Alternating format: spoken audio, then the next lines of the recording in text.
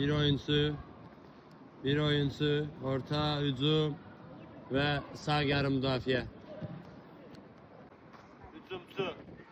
Əli pas gedən kimi Rəmzi çıxır, tələsir. Əli topu yavaşsa qoyur Rəmziyə, hücumçu kimi. Rəmzi pas. Rəmzi... Ay oğul, hana gedir? Pas getdi uğra. Avtomatik. Əli yaxınlaşır. Divar qatır. Verdi, gözlər.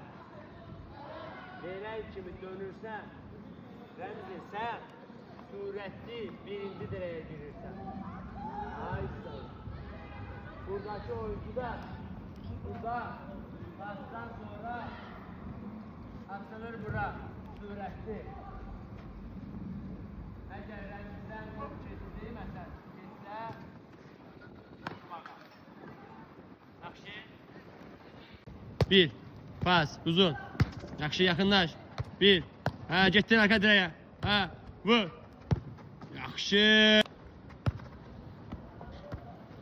Yaxınlaş Harun. Arka dirəyə Harun.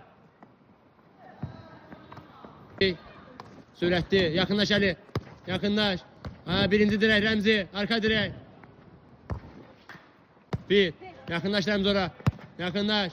Ver. Bir arka dirək. Vur. Tez, yakınlaş Sadık. Get birinci direk Harun. Harun birinci direk. Sadık arka direk. Vur.